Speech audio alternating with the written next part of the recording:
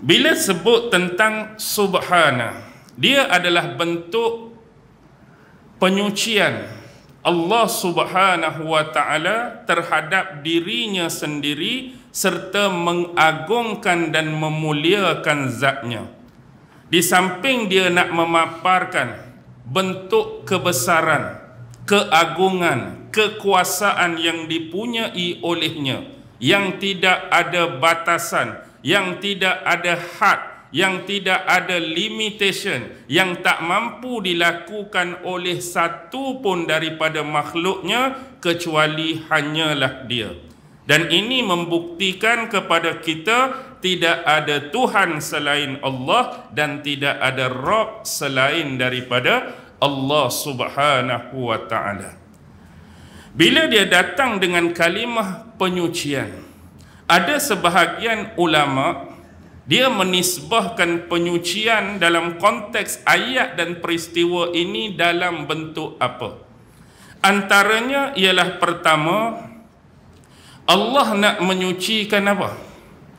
Allah nak menyucikan dirinya daripada bentuk kesyirikan yang telah dilakukan oleh golongan-golongan musyrikin Mekah yang menjadi objek ataupun mad'u dakwah Rasulullah pada ketika itu.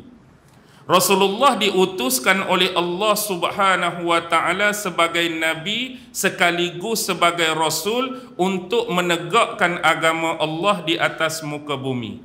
Nak menyebarkan risalah Islam kepada penduduk di Mekah dan seluruhnya ke seluruh alam maya ini.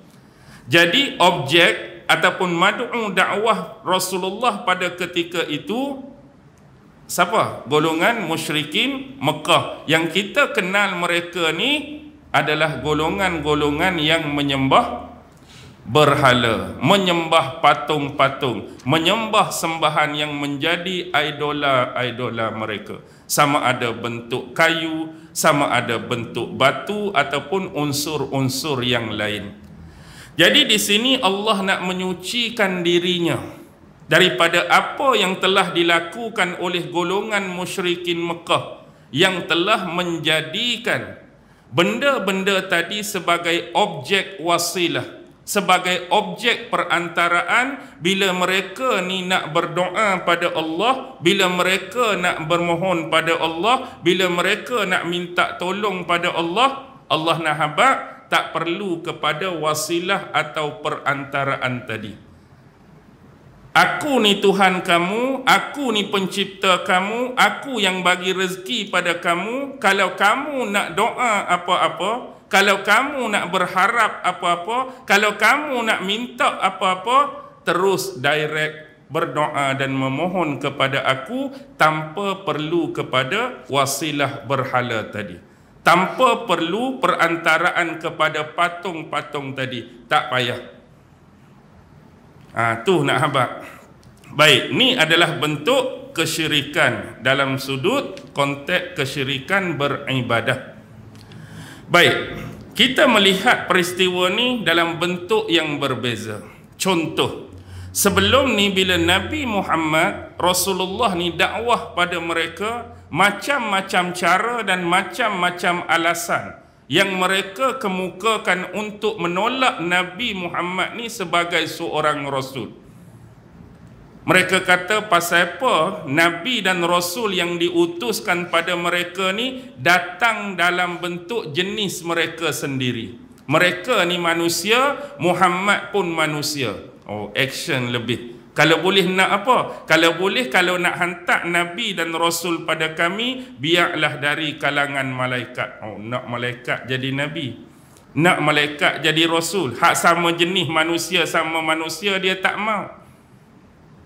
Lepas tu manusia yang datang dari kelompok mereka sendiri, bangsa Arab, kampung depa, tempat depa. Biasalah manusia ni, bila kampung sendiri dia tak berapa nak terkenal. Kalau boleh nak orang daripada luar, orang daripada bukan suku sakat mereka. Bahkan bila berlaku penurunan Al-Quran, kalau boleh nak Al-Quran tu turun dalam siap yang tertulis dalam kertas dah. Daripada langit turun satu-satu pada depa di bumi. Macam-macam minta. Tak mau jenis wahyu yang Nabi Muhammad tolong bacakan pada mereka.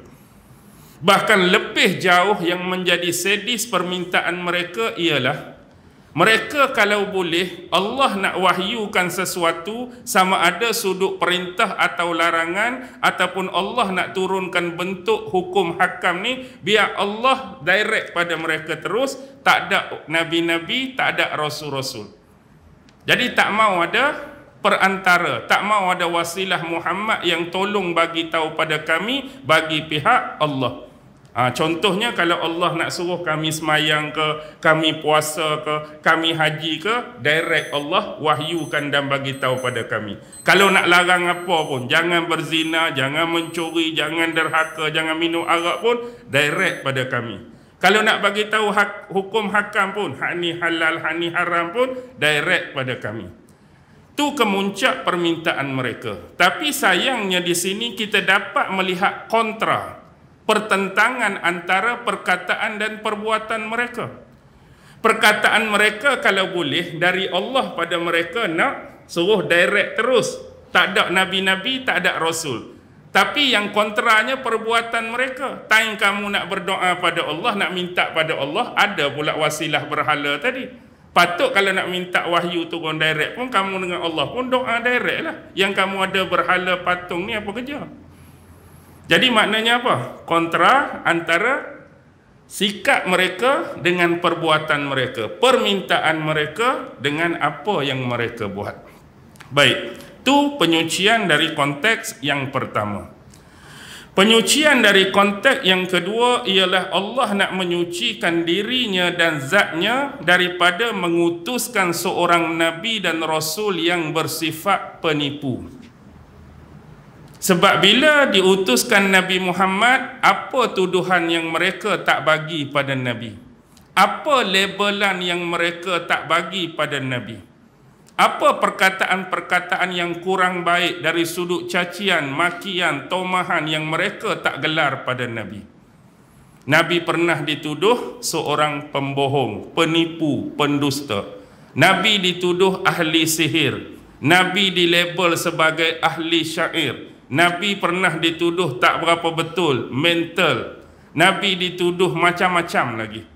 Jadi Allah nak menyucikan diri dia daripada mengutuskan seorang nabi dan rasul yang menjadi perantaraan bagi manusia ni seorang yang bersifat penipu, pembohong dan pendusta. Tak akan sama sekali.